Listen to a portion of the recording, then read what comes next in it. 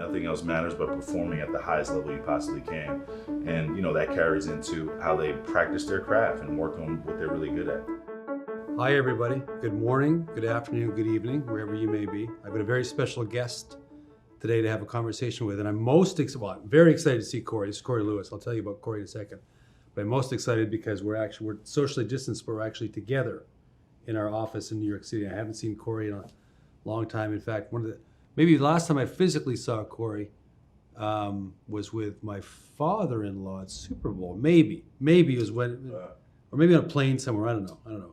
Yeah, I think it was the Super Bowl, or maybe it was the plane we took a trip before. But yeah. Nice. So Corey is a business called One-on-One Life, and physical well-being, mental well-being. I don't think probably the world in the last 100 years has not been tested like this, like it has been in the last, what's happened to everybody in the world in the last 14, 15 months. So Corey, why don't you just tell us a bit about you, about your business, and I shouldn't really even say a business. Just tell us about the movement you're trying to create with your business. Yeah, so One-on-One Life, it became a true passion for me after my football career ended. I really Illinois. Yeah, Illinois, and then I played in the NFL and the CFL. Just short stint, but I had 4 ACL surgeries, so that was short-lived. I got to play a couple years. Just thankful for the rehab and all that good stuff. But really during that time, I really fell in love with, the process of rehab and bettering the body and all that good stuff. And then once football was over, I actually went into, finance and investment banking, following the footpaths of my uncle. Normal. I'm kidding. Keep going. Yeah. I got my master's from the University of Illinois while I was playing professionally. And then, I went to finance, but I didn't love it. So I kind of really just started personal training after I left that as just kind of something to do. But while I was doing it, I was starting to, have these connections with the clients and the people that I was working with and helping them become better versions of themselves. Like it truly was like a moment for me that like, I want to do this at a bigger scale. So I just continue to kind of work with a bunch of clients. I've had the opportunity to work with, some amazing people, worked with your wife for a little bit, and the Salters, and really just amazing opportunities, and through the connections, I just had a lot of fun with it, and connecting with people from a fitness standpoint, helping them reach their goals from that standpoint, as well as also realizing that I was helping them mentally perform as well, because of the endorphins that get released, all the brain chemicals that release from exercising, and helping people's self-confidence, their overall well-being and their mood, and being attached to that, for them is something that I truly became passionate about. So I dug deep and just continued to hone in on becoming a better trainer, a better friend, because a lot of times I just became close friends with a lot of Sure. people I worked with. And from there, I built the brand simultaneously. I built One-on-One Life, which is a platform that people can come to help with their wellness journey. So for us, we focus on 7 dimensions of wellness, with mental wellness being our main focus, because we really feel like it starts with the mindset, truly starts with the mindset, in order to really be able to attack the other kind of aspects of wellness, because if your mind isn't right, it's hard to really do anything else, and there's a lot of people struggling with depression and just with the times and what's going to happen next and all that good stuff. So we really focus on mental performance and mental well-being first, and then from there, we either simultaneously help them with their physical wellness through our content and through our products. Mm-hmm. But first and foremost, definitely have a focus on that mental well-being aspect, and we have an amazing mental health podcast that's doing really well. Just continue to create a community Sure. around that and helping enhance people's well-being. So talk to me a bit about this mental acuity, because you're a professional athlete, and you think of these, there's very few that are in the GOAT category. Of course, I think an ex-teammate of yours, Brady, is clearly one of the greats of all time. Tiger Woods, one of the greats of all time. Wayne Gretzky, one of the greats of all time. How much do you think, the mental acuity, Serena Williams, Yep. these people who have transcended their sport and continue to give us these goosebump moments. Mm-hmm. How much of clearly they're amazing physical specimens, Yep, they're unicorns, but how much does their mental game play into their success for fitness and for health? Oh, it's a huge part, and I think you really see the goats, their mental capabilities is in the very 1%, if lower than 1%, whatever that number is, just because that's why they're the goats. They're not always the most athletically gifted. For example, Tom Brady, like he's not the fastest guy in the field. He doesn't have the strongest arm. Well, I watched the video at the combine. Everyone laughs at this video, right? You're just like, exactly. You can't believe this guy. You can't believe, like, if you look at a picture of him, exactly. With the shirt off versus like Patrick Mahomes, exactly. like Russell Wilson, these guys are ripped. Exactly. And there's Tom Brady. You're like, looks like my brother in high school. Exactly. So it's you look at, and obviously Tiger Woods is a physical specimen. Serena, those contribute in other sports, but their mental ability to focus on their craft, in the late great, obviously Kobe Bryant, those guys Right. I kind of put all in that, same kind of group of being able to truly focus on their craft from a mental performance aspect. And I know Tom Brady works with a mental performance coach, almost every day, to help him train his mind, in the right way. And he's very regimented, very structured. Everything is always planned out, and I see just kind of the same similarities with a lot of the goats.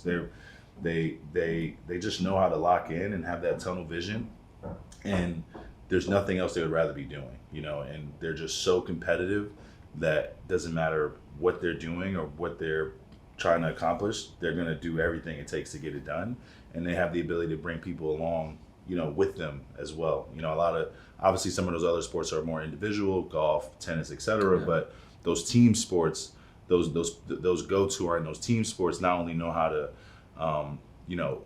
perform better themselves, but they also know how to get the most out of Sure. everyone around them. Sure. And that all comes from a mindset, and that comes from being able, the ability to get yourself to a place where nothing else matters but winning, and nothing else matters but performing at the highest level you possibly can. And that carries into everything they do, from how they work out, from how they study film, how they practice their craft and work on what they're really good at.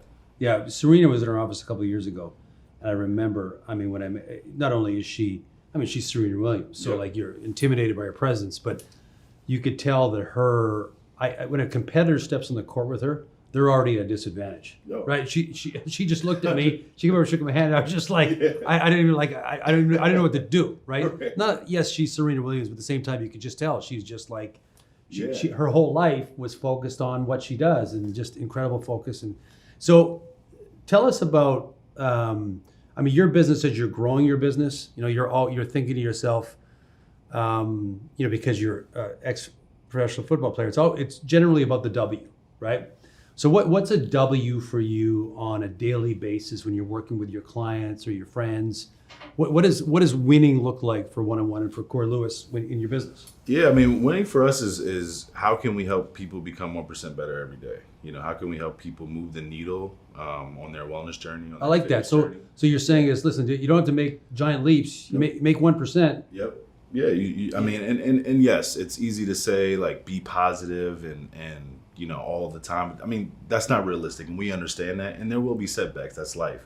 But how can we have more wins than losses in the 365 days? Like, how can we, invest in ourselves, daily deposits into ourselves? So, like, helping people. Daily deposits. Yep. I like So that. look at yourself as your own bank account, and then what can we do to daily deposits and invest in ourselves, invest in our well-being, so we can be 1% better, and then that turns into compound interest, compound wellness interest, I like to call it. And then before you know it, as you're moving along your wellness journey, you're continuing to become a better version of yourself. And that's our goal with our content. That's our goal with our products. That's our goal with our messaging, and that's what we're all about. How can we help you, our audience, and whoever's taking in our content, utilizing our products, can we help them be a better version of themselves today? That's what I love about your Instagram content is so good, Corey, because it isn't just about, benching 280 or squatting 500 or doing a thousand squats. It's about your mental health and Yep. it's about social issues, because that socially you're not in the business of social issues, but everyone's affected by social issues. 100%. So it can affect your brain. It can affect the way you think. It can affect, I don't want to work out because I'm depressed about what's going on in the world, or I want to break free and kind of, get to the next level. So what do you say to your clients and your customers because everyone hits the wall when they work out? And by the way, 100%. they're not necessarily hit the wall because they're tired. It just could be anything, right? And there's like, I don't want to run anymore. I don't want to do this anymore. What do you say to them when they hit that, when they're starting to work out with you? Well, I just tell them to think about why they started, right? And a lot of them get started because they have a certain goal in mind. They have a certain place they want to be. They have just how they want to look. They want to work on their self-confidence. They want to work on their physical performance. They want to be able to run around with their kids. Let's lock in on why you started. Let's reset. Sure. And sometimes you do, and sometimes it's okay to take some time off. But how can we work to get you back into, a rhythm to where, focusing on yourself and focusing on your well-being becomes important again, because it is important. And, a lot of the times I've had clients who did hit a wall. We took time off, and then after a couple of weeks, they're like, I got to get back to it, just because, other things start to fall apart when they kind of stop focusing on their physical well-being. Just truly thinking about why you started. I think that's one of the aspects that the GOATs do for when they're getting up 2,000 shots, or Tom Brady's. Sure. Like Tom Brady's 45, about to be 45 years old, and the fact that he still is the last man out of the locker room, first one in every day, all the accomplishments in the world, and the fact that he's still able to wake up every day and put the work in that he's able to do, I think it's because he knows why he started. He still has that chip on his shoulder from being drafted in the 6th round. He still has that chip on. He find ways to continue to motivate himself. And that's what you have to do when you're on your fitness and wellness journey too. You got to find those ways to continue to motivate yourselves, and whether it's looking at your kids and being like, I want to be healthy for them, whether it's looking at your wife, I want to be healthy for her, or whatever it may be, but continue to find those reasons and finding your why. And that's what I kind of help people, work on and structure, again, through my content and just through talking to them, just through conversation. I think it's like everything in life. It's almost like a flywheel, right? You exercise to feel better and look better. When you feel better, look better, it's motivating you to exercise, and then kind of things just fall into place, right? Yeah. And I think I'd like to get your thoughts on this. It's really, I think it's great what's happened the last couple of years with body positivity, where you can exercise and you see people out walking, and they don't. Either they don't have the body type, or they don't have that. They're not interested in getting, looking a certain way, but they're doing something, 100%. Right? And they're active, 100%. And they're out there just, they're clearing their head, whatever they may do, and they're becoming a better version of themselves. Exactly. Right. So talk to me about body positivity and what's happened in marketing and advertising and fitness in the last couple of years with that. So funny enough, I just did an interview about this yesterday. There's a difference between physical activity and exercise, and you can either do both. You can factor them both in. So exercise is obviously more programmatic, more strategic. Like you're working towards a certain, fitness goal, whether it's to get stronger, build muscle, etc. Physical activity is like, how can I implement certain things into my daily routine, just to help me get moving, help me get active, help me burn some calories. To your point, whether it's going for a long walk, doing chores around the house, parking a little bit further so you can take a long walk, through the parking lot, taking the stairs instead of the escalator or the elevator. Sure. That's physical activity, and finding ways to implement that into your daily routine, to again help you continue to move, continue to move, right? Yeah, just move. Move. A lot of people.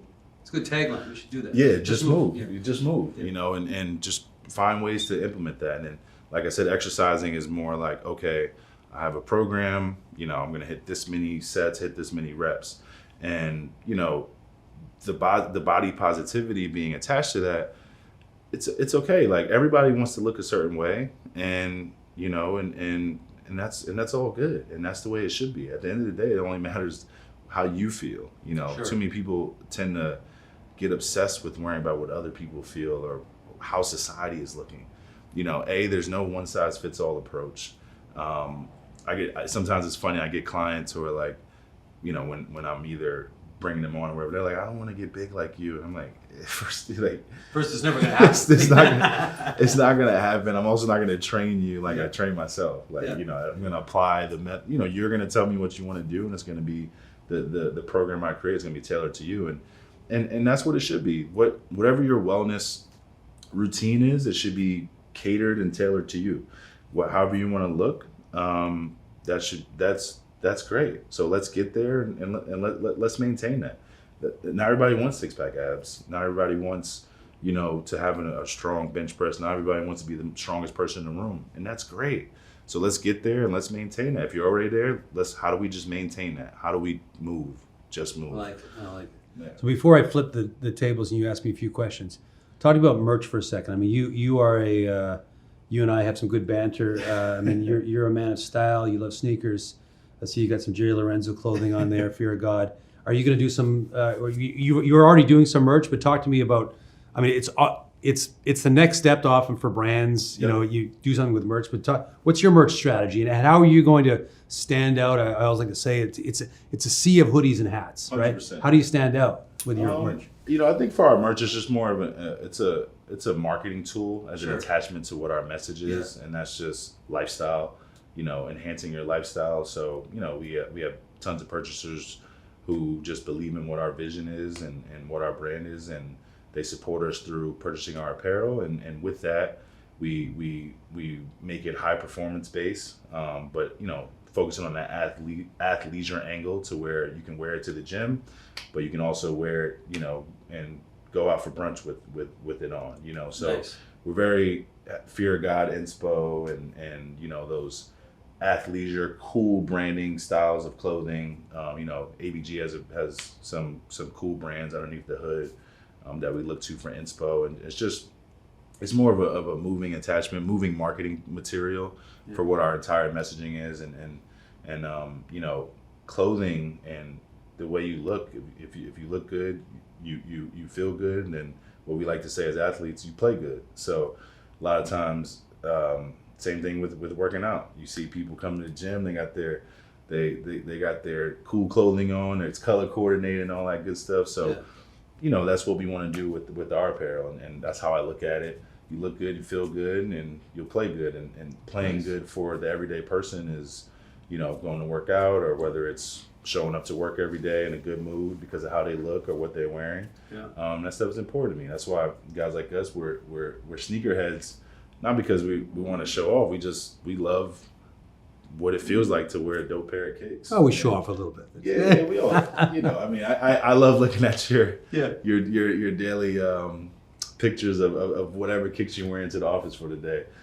You inspired me to step my kick game up. You know, Nice. I mean, I think, you know, I grew up in the shoe industry, so that's why I love shoes so much. But you got any comments or thoughts, questions for me? Yeah. Because I think we're gonna do some type of physical challenge after. Yeah. I'm looking forward to it. As long as it's not related to bicep curls, because I'm out on that one. But.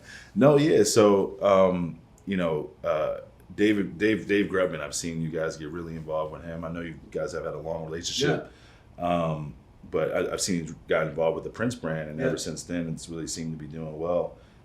What's kind of next there, and you know, what's kind of the vision with that? I talked to David this morning, and yeah, he really is a. You talk about a force of nature. I don't know if you follow David on Instagram. You talk about a fitness journey too. David has 100%. Unbelievable how he has. He told me it's the great thing about David too is he doesn't talk about so much about the physical. He said mentally it's helped him so much. To your point. And David is using that mental acuity now to figure out what else we should do with Prince. He phones me all the time, and hey, I've got a new idea for a collaboration, or I've got a new idea for a product. And what I like about David is his vision is not tainted by the apparel industry, because he doesn't come from the apparel industry. Right. He comes from hospitality, exactly, right? So he's like, let me look at this through a different lens. So many cool things happening, and he's, I just think of the most recent one that David did, where he worked with Tito's Vodka to help to raise money for all the hospitality industry locations that have been affected by COVID, and we're trying to make sure that we have, not only is it cool product and it's worn by cool people, it's aspirational, but what's the give back on as many of these as we can to kind of what's going on in the world. And he's been a great partner, and is really what I like is it's taken Prince out of what the perception of Prince tennis is, which is a legacy tennis brand, to something that's much more lifestyle, which has been terrific for us. 100%. Well, that's awesome, man. I've met Dave a few times through my sister. He's done stuff, with her, and like he's an awesome person from everything that I know. Yeah, he's a great guy. That's really great to hear, and I know ABG has a lot of brands. Yeah. And you guys have a lot of brands that are, have some attachment in the health, wellness, and fitness space. So what else are you guys looking to do kind of in this space with some of your brands, or, just maybe as a whole organization? The one I'm probably most excited about, Corey, is, as you probably know, we bought Sports Illustrated. And, Sports Illustrated has always been known as the most trusted name in sports. And how can you apply that name to other aspects of fitness? Whether it could be, we recently launched SI Prospects, which is a digitally based tool for high school kids and young athletes to figure out kind of what's their next step for athletics. And what I like about it isn't just about the physical prowess, it's about kind of helping young athletes develop in many, many ways. So that's exciting for me. And then also an apparel. You're going to see this fall we're going to launch Sports Illustrated apparel, which is not surprisingly fitness focused. And we're trying to make sure we draw that line of clearly athleisure is a hot category right now, but at the same time, I think that when you're wearing that product, it kind of gives you permission to just move. And I actually might take that tagline. I like that, because if you think about it, you're when you're wearing athleisure clothing, it's, even if you're not working out, you have the ability to move easier. It's easier to move in a pair of leggings or a shirt with elastin like you have on than it is in a pair of jeans, right? So that's the idea, that we're building product for the everyday athlete, 100%, who wants to just move. And when you just move, to your point, you feel better. And I know exactly what you're saying about just doing things. I know I've got Blake and Sloan, and so I've got a 6-year-old and 4-year-old, and often Blake will climb on my back and I'll whip off quick 15 squats with it, right? He thinks it's fun, and I'm killing myself, right? And I'm making sure my heels are hitting the ground, and I'm trying to clench my butt cheeks when I'm coming up, because I want to make sure I get the full squat. But I'm getting, he's 49 pounds, and I'm thinking, okay, this is good, and he's just having fun doing it, but I don't have time to go down to the gym all the time, right? So now I can just do squats at Blake, and then I can I can bench press Sloan when she's on the ground, right? She thinks it's fun, but there I am, right? Let's make sure Jocelyn, who by the way says hi, she just don't drop her, because she's always, I'm doing this when I'm trying to do a rep. But yeah, that's what we're doing. That's awesome, and I'll obviously be an advocate, and I'll champion anything ABG does, and Sports Illustrated. And since we're on the topic of Sports Illustrated, I guess to kind of wrap things up, what's your favorite Sports Illustrated cover of all time, and why?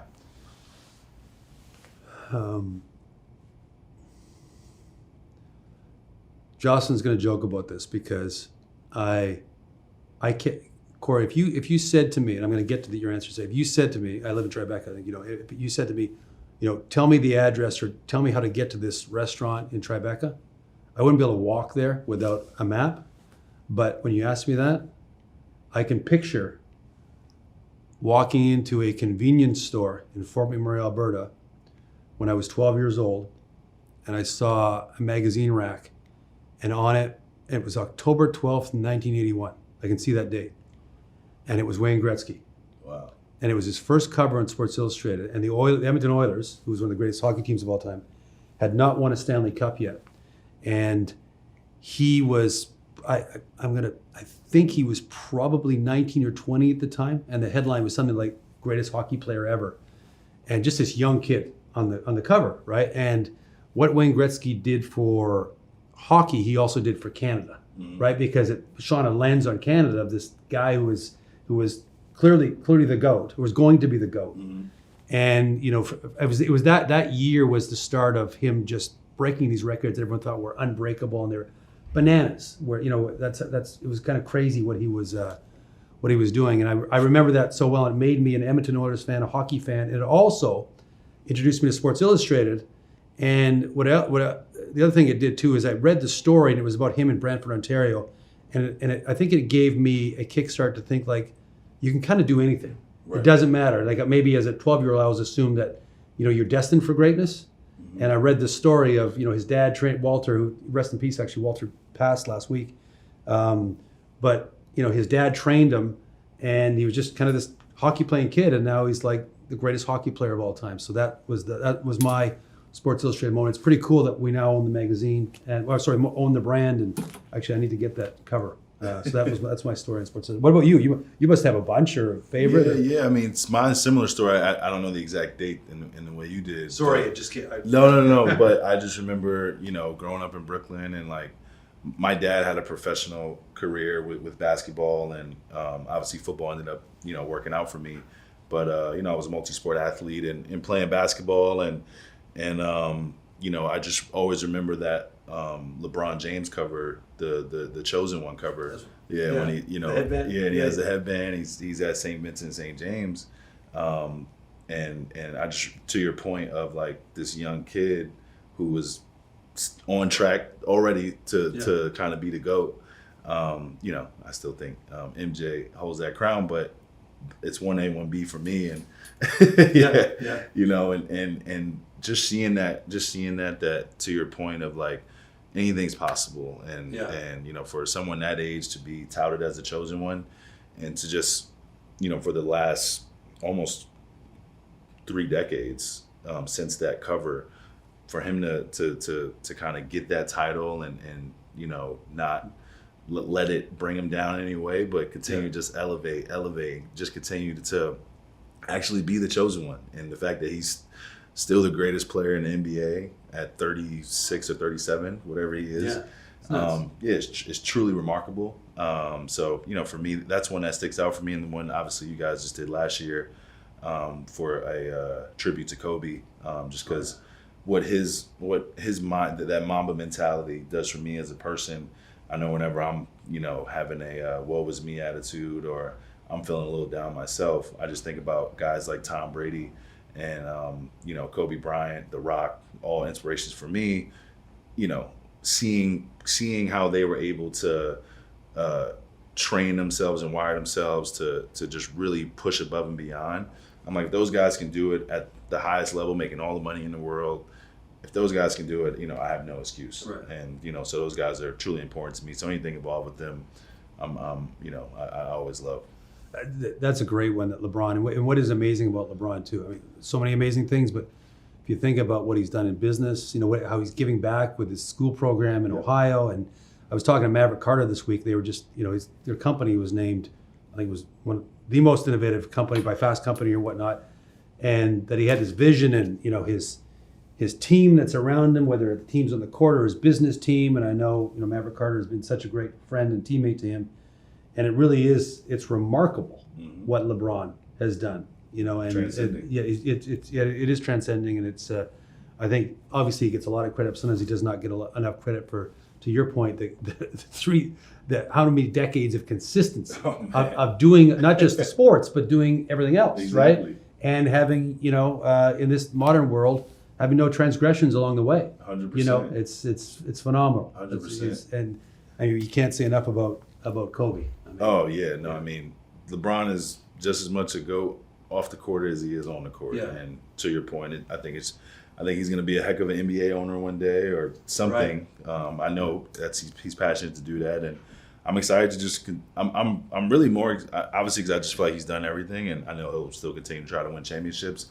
I'm more excited to see what he does after basketball, because I know he's going to find ways to continue to change the world and change the lives of many with a lot of his aspirations, a lot of his, to Mav's point, a lot of his, team's aspirations, the people around him. I think they have an amazing vision.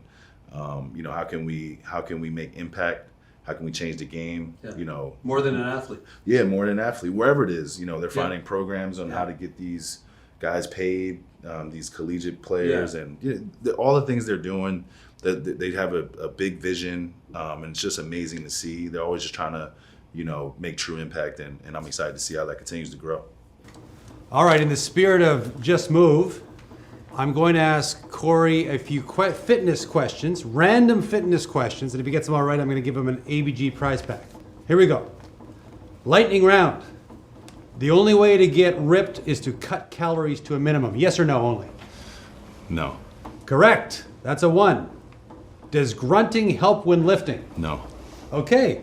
My answer for that was a yes. It was an exertion, but I'm going to give that one to Corey. I'm good. You must stretch to disperse lactic acid to prevent soreness. Yes. Okay, that's correct. You must do 8 to 12 reps using moderate weights to grow muscle. There's a lot of numbers in there. Whew. That's tough. Because No, but the key there is you must. That's not the only way. Okay, no. Okay, you're correct. Aside from burning calories, cardio also lifts mood, increases blood flow to the brain, and improves heart health. Yes. Alternating between high intensity and low intensity work is important. Yes. You must drink a post-workout protein shake within 45 minutes. Yes. Lifting light weights makes you long and lean. That's a good one. I think you're winded, Corey. I think I'm out putting about 500 watts here. I'm channeling my inner Lance Armstrong and George Hincapie. Is that similar to the other question? That's not the only thing that makes you long and lean? Correct. No. Correct. If you're not sore, it does not count. No. Correct. You should change your routine even if you are seeing gains. Yes. Okay, and last question. Are the sleeves on that shirt made of elastic because they're about to break? Yes. You won an ABG prize pack. I hope it's all in your size. If it's not, we'll take care of it for you. But congratulations on the business. Thanks for talking to me, and I can't wait to start, training together, you and me. No, I can't wait. And thank you so much for having me, and had an amazing time, and I love what you guys are doing. Thanks, pal. Thanks, man.